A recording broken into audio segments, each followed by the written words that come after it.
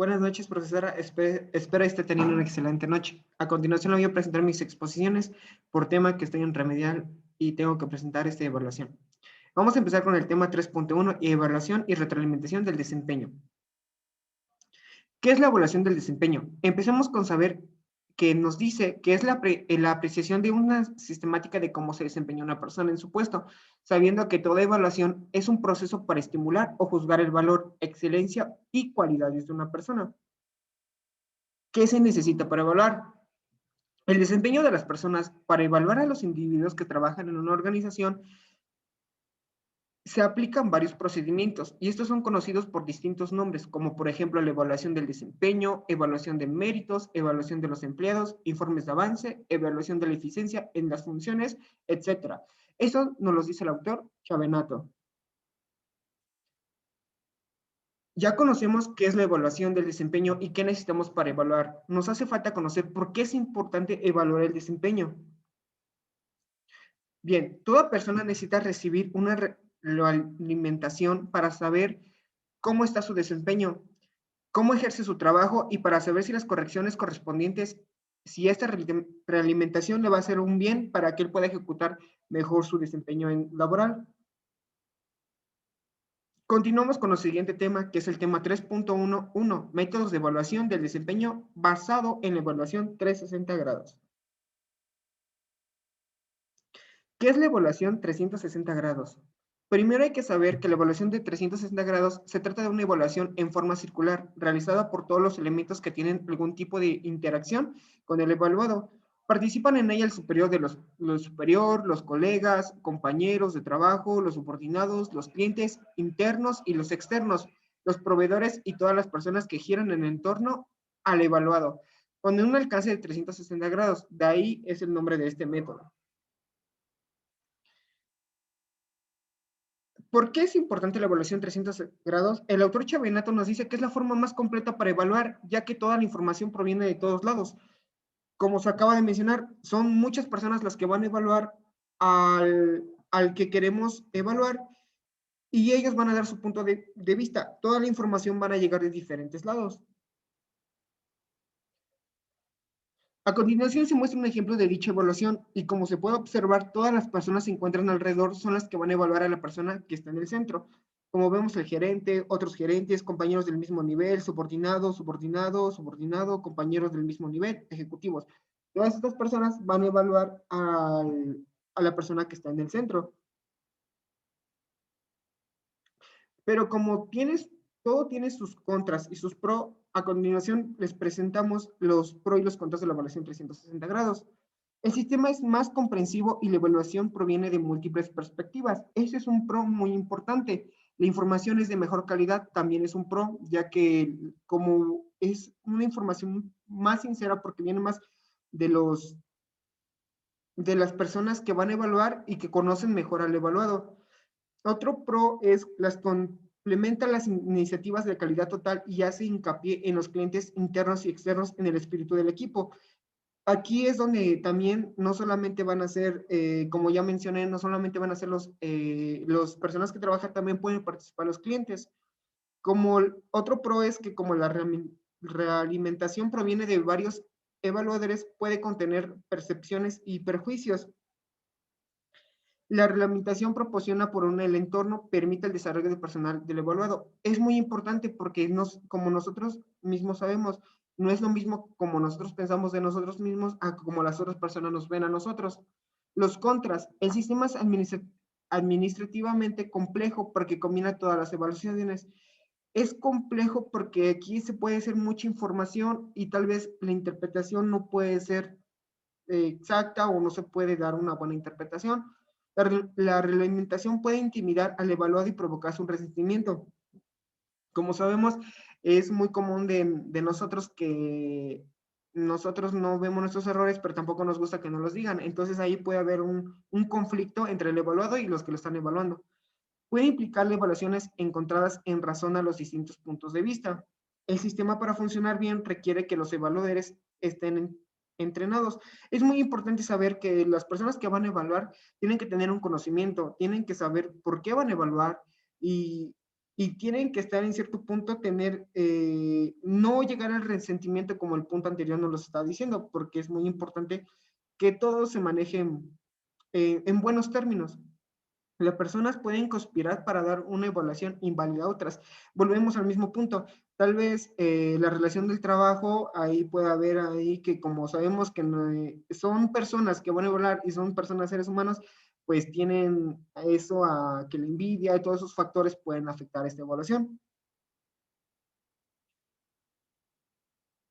Un dato importante que nos da el autor Chavenoto es que la evaluación 360 grados es una herramienta de desarrollo profesional y personal y que se basa en el empleo y la ejecución de formularios impresos, los cuales tienen como finalidad crear informes individuales. Cada evaluador, inclusive el colaborador evaluado, recibe un formulario en el cual registra su respuesta sobre el evaluado. El gerente, dos o más compañeros del mismo nivel y dos o más subordinados alimentan el proceso, el cual involucra también el autoevaluación del propio colaborador, proporcionando una concentración de expresiones comparativas. En algunos casos, otros proveedores y clientes internos también toman parte en el proceso. A continuación, este es un esquema de la evaluación 360 grados. Como usted, profesora, nos dejó un ejercicio, nosotros tenemos que llenar, y aquí vemos que es las competencias a evaluar, pero antes tenemos los datos del evaluador, como su nombre, el departamento que está, al puesto que tiene, y ahí van los datos, la fecha y las competencias a evaluar van a ser. Esos puntos tenemos que una calificación de 1, que es deficiente, 2 es regular, 3 es bueno, 4 es muy bueno y 5 excelente. Ahí los que van a evaluar a la persona van a calificar como en cada punto, como por ejemplo, comparte información de manera efectiva y asertiva. Digamos, si yo quiero evaluar, voy a evaluar con un 3, porque es lo que yo percibo de esa persona. Seguimos con otros puntos como es la mejora continua, organizaciones, administración del tiempo, enfoca al cliente, pensamiento estratégico, enfoca resultados. Algo muy importante es que enfoque en el cliente, establece y mantiene relación a largo plazo con los clientes a ganar su confianza. No solamente involucra cómo se desarrolla internamente el evaluado, sino también cómo se desarrolla con las personas exteriores, en este caso los clientes, ya que es muy importante su relación, y aquí también van a calificar estos puntos y se le va a dar una puntuación. Fortalezas y áreas de oportunidad. Aquí lo que se hace es que se le van a dar sus fortalezas, se analiza, se calculan los datos, se obtienen, se grafica y se van a ver las mayores fortalezas en los criterios que salió más alto el evaluador. Sale más alto, esas son sus fortalezas, pero también tiene sus áreas de oportunidad donde el evaluado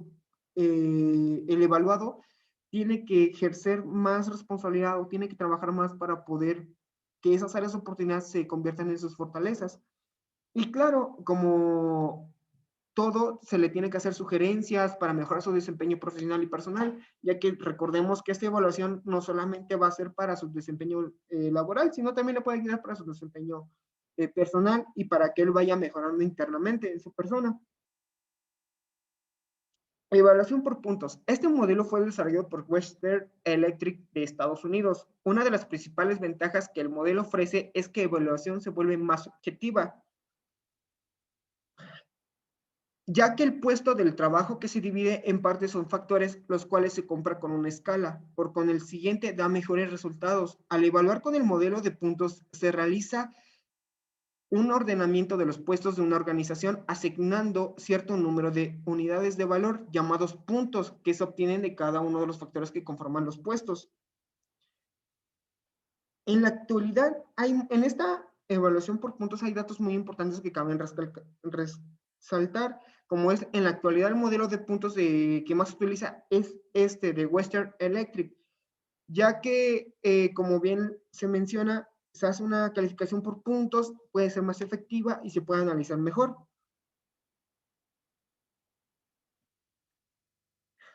Aquí, como por ejemplo, se muestra la evaluación por puntos. Tenemos lo que es el factor habilidad, PS en porcentaje, grado 1, grado 2, grado 3, grado 4 y grado 5. Educación, experiencia, nivel de habilidad van a ser los criterios que vamos a evaluar.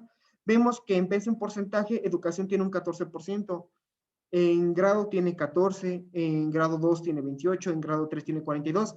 Así como se están presentando en las tablas, se les va a ir calificando punto por punto. En factor de esfuerzo tenemos el físico, mental y visual como criterio. En factor de responsabilidad tenemos como el equipo o procesos, materiales, seguridad de otros o trabajo de otros. Este método consiste en ordenar los puestos de una empresa asignando cierto número de unidades de valor llamados puntos a cada uno de los factores que se les forma. Eso nos lo dice el autor Reyes. Este método consiste en ordenar los puestos de una empresa asignando cierto número de unidades de valor llamadas puntos a cada uno de los factores que lo forman. De acuerdo a Leopoldo Lemus 2017, el procedimiento que se sigue en la determinación de evaluación por puntos, el paso 1 es determinar los puestos a evaluar. Los puestos deben contener todos los elementos posibles que se utilizarán por el método, así como perfiles, funciones y niveles de responsabilidad. El paso número 2 nos dice que es decir sobre los factores mencionados anteriormente que se utilizarán para analizar y evaluar a los puestos. El número de factores debe ser limitado debido a que demasiados factores pueden resultar un esquema excesivamente complejo con su superposición. Continuamos con el paso número 3, que es definir los factores claramente en escrito. Esto es necesario para asegurar los diferentes evaluadores después interpreten un factor particular en el mismo sentido. En el paso número 4 nos dice que determinar los grados de cada factor y asignar el valor de puntos en cada grado. El paso 5, los valores en puntos que se asignan a los diferentes grados tendrán una progresión aritmética. Finalmente, el punto 6 nos dice que los valores monetarios se asignan a los puntos para este propósito. Se añaden puntos para dar el valor total a su puesto. Su valor se traduce entonces en términos monetarios con una fórmula predeterminada. Este método también tiene sus ventajas y sus desventajas. En ventajas tenemos que es el método más completo y exacto de la evaluación de puestos. También tenemos otra ventaja que el prejuicio y el juicio humano son minimizados, es decir, el sistema no puede ser manipulado fácilmente. Siendo un método sistemático, los colaboradores de la organización favorecen este método. Esa es una ventaja muy importante. Las escalas desarrolladas con este método pueden utilizar durante mucho tiempo. Los puestos pueden colocar fácilmente en las categorías que obedecen a un rango de puntos. También tiene sus desventajas. Y las desventajas son, es un método que requiere mucho tiempo y es costoso. Es difícil de entender a aquellos que no se están familiarizados con el tema. Se requiere mucho trabajo de oficina para analizar, evaluar los puestos y establecer las escalas. No siempre es adecuado. Eso es muy importante para trabajos gerenciales en los que el contenido de los puestos no es medible en términos cuantitativos, aunque algunos métodos incluyen la gestión. Evaluación por factores. En este tema, las habilidades, esfuerzo, responsabilidad y condiciones de trabajo, y aparte, de acuerdo con un valor monetario que se asigne a cada uno de los citados factores, combinando ambos resultados. En este método tenemos unas etapas que se van a presentar 7. El primero es la integración del comité de determinación del puesto tipo. Este se conforma del comité que realizará la evaluación y selección de algún puesto tipo que serán inicialmente evaluados. En el punto 2 nos dice selección de factores. Generalmente los factores a evaluar son habilidades, esfuerzo físico y mental, responsabilidad y condiciones de trabajo. Se recomienda no más elegir de más 6 factores. En el punto 3, distribución del salario entre los factores. En el punto 4, promedio de salarios por factor. En el punto 5, formación de series en función de cada factor. En el punto 6, registro generan las series formadas por factor. En el punto 7, comparación del orden de puestos con la escala de salarios. Las ventajas. Es un método realista y cuantitativo de evaluación de puestos y más precisamente para determinar el valor monetario del trabajo. El método es flexible, ya que no hay límites o parámetros de calificación de un factor. Es un método bastante fácil de explicar a los colaboradores. El uso es de un número limitado de factores. Generalmente son 5 factores. Asegura menos posibilidades de supervisión y sobreponderación de factores. Y muy importante es que facilita la determinación del valor relativo a los diferentes puestos. Sus desventajas son más cortas a los anteriores métodos. Nos dice que es un método costoso ya que consume mucho tiempo. El uso de los 5 factores para evaluar los puestos puede no ser siempre apropiado por los que los trabajos difieren entre las organizaciones y dentro de ellas. Es difícil de entenderla y de operar. Modelo de la comparación de factores. A continuación vamos a dar un resumen de los pasos a seguir. Como sabemos, uno es determinar los factores. Ya que tenemos el paso 1, vamos a pasar a seleccionar y designar los miembros del comité del evaluador. En el paso 3, vamos a hacer que proporcionen la documentación necesaria a los miembros del comité de evaluación. A continuación, se hace que se convoque una reunión del comité de evaluador y también se inicia la evaluación de puestos. En el paso 7 o en el punto 7, muy importante es que se tiene que mostrar al grupo las evaluaciones de cada integrante y someterlas a discusión para compartir diferentes puntos de vista. En el paso 7, elabore la lista definitiva de las evaluaciones y al final se hace el informe a la empresa de los resultados obtenidos en el proceso de evaluación. Veremos un ejemplo de distribución del pago para los factores, pero antes, Varela nos dice, un ejemplo del uso de la escala es el que describe a continuación. Suponga que el puesto de auxiliar de contabilidad se evaluará usando este sistema.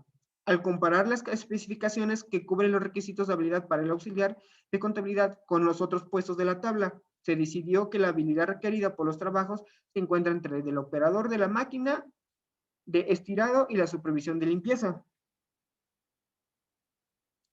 Ok, aquí tenemos los criterios, como va a ser el puesto, sueldo, habilidad, esfuerzo, responsabilidad, condiciones de trabajo. Los criterios evaluador va a ser el operador de la máquina de estirado, supervisor de limpieza, ingeniero, archivista y mensajero.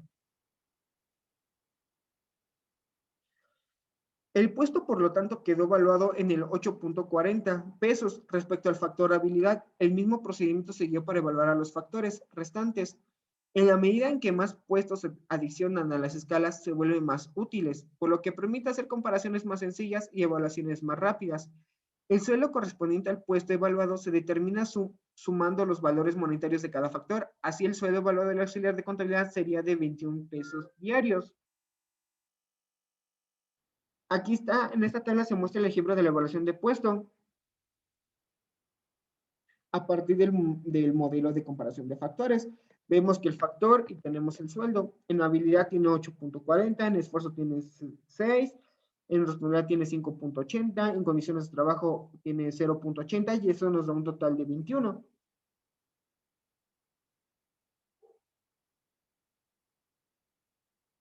Seguimos con nuestro tema 3.1.2, que son métodos de evaluación del desempeño de futuro.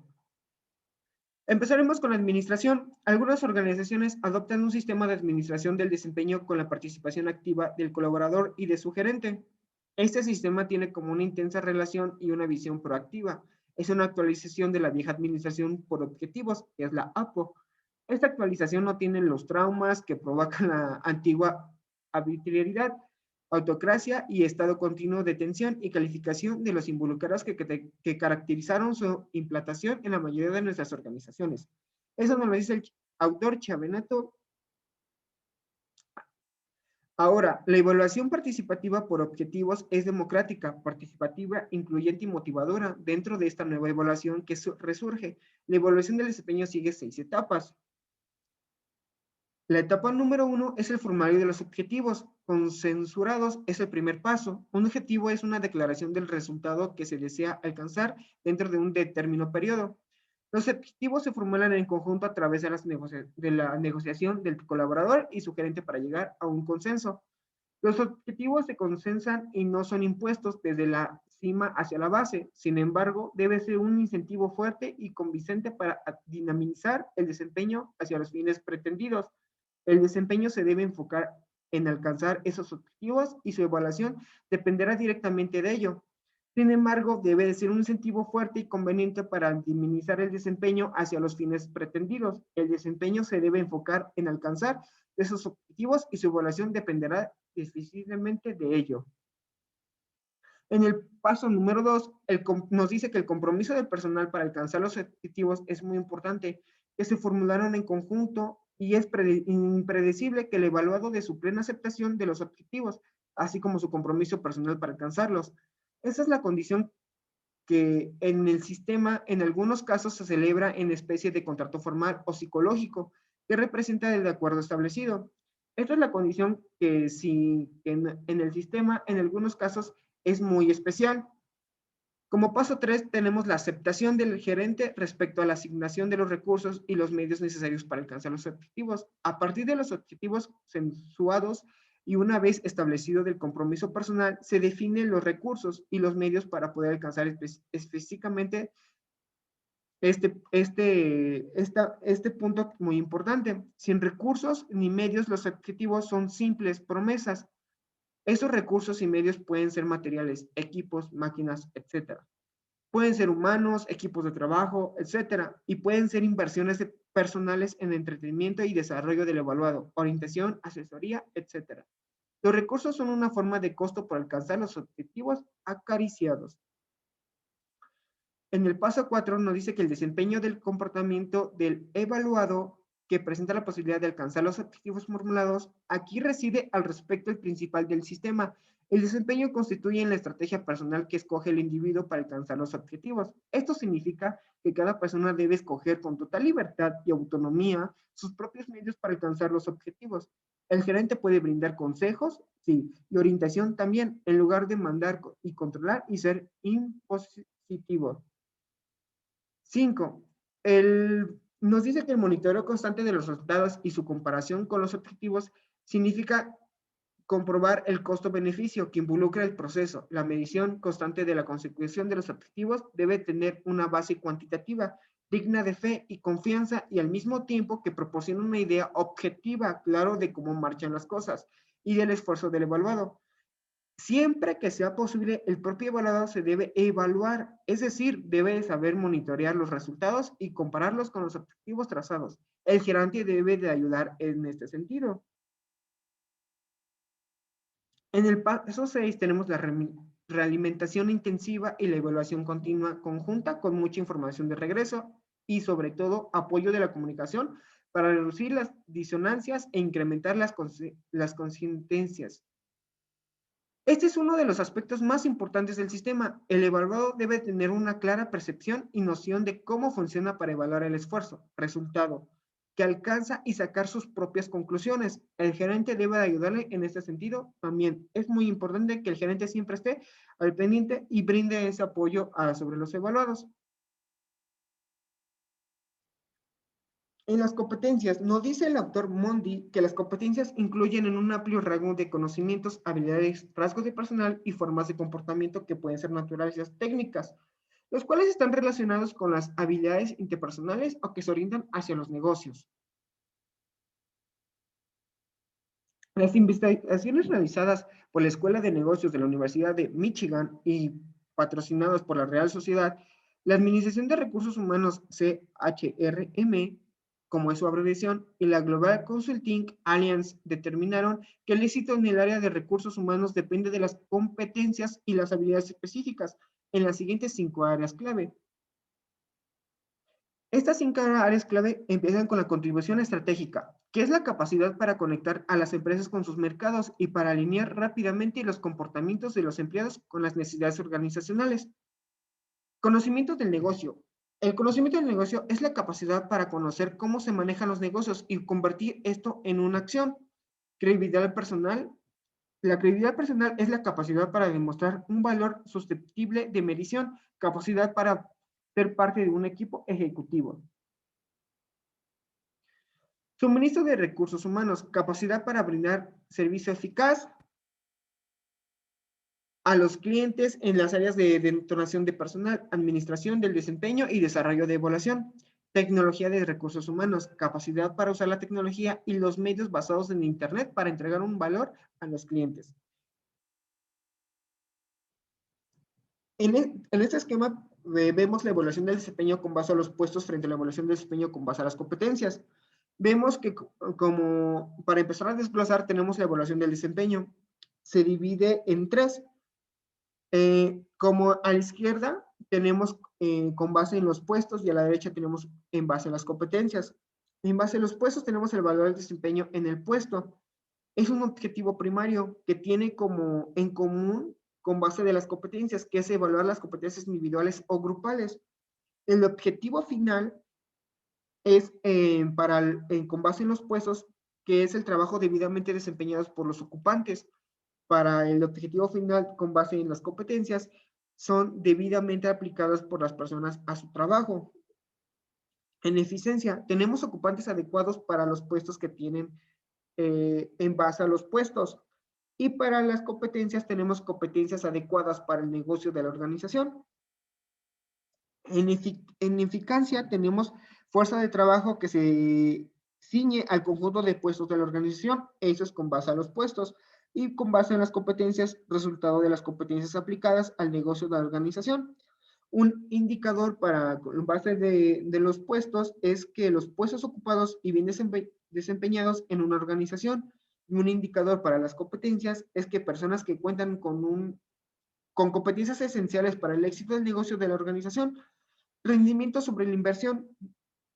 Con base en los puestos debidamente ocupados, costos de evaluación del desempeño. Y con base a las competencias tenemos aplicables y aplicadas costos de evaluación del desempeño. Esto nos lo dice el autor Chavenato. Para finalizar tenemos el tema 3.1.3, que es el procedimiento de evaluación y retroalimentación del desempeño y sus implicaciones. Evaluar el desempeño significa comparar la práctica real de su subordinado con los estándares que se han establecido, lo cual casi siempre implica el uso de algún tipo de formulario para calificación. Además que la evaluación del desempeño requiere de una o más sesiones de retroalimentación en donde se analiza el desempeño y el progreso del subordinado, a la vez que planea el desarrollo del requerido. A continuación, se presenta un esquema que es la evaluación del desempeño de acuerdo a Wade-Woody, que empieza con identificar las metas específicas de la evaluación del desempeño. Es muy importante tener qué se quiere alcanzar con esta evaluación y por qué. Y después establecer criterios del desempeño y comunicarlos a los empleados. Los criterios van a ser importantes ya que con base a eso se va a evaluar y esto tiene que tener los empleados tienen que saber sobre estos criterios. A continuación, es examinar el trabajo realizado. Después de realizar esto, se examina y se llega a diferentes perspectivas junto a los empleados. Y para desarrollarlo, se tiene que evaluar el desempeño. Discutir la evaluación con los empleados es también muy importante como establece los criterios. Siempre se tiene que tener el conocimiento de los empleados. Como conclusión, tenemos que la evaluación del desempeño es un sistema formal de revisión y evaluación sobre la manera en que el individuo o un grupo ejecutan las tareas. Un aspecto fundamental en la definición es la palabra formal, porque en realidad la administración debería supervisar el desempeño de un individuo de manera continua. Mondi, 2010, página 239. Esa sería la presentación del tema 3.1.3. Gracias.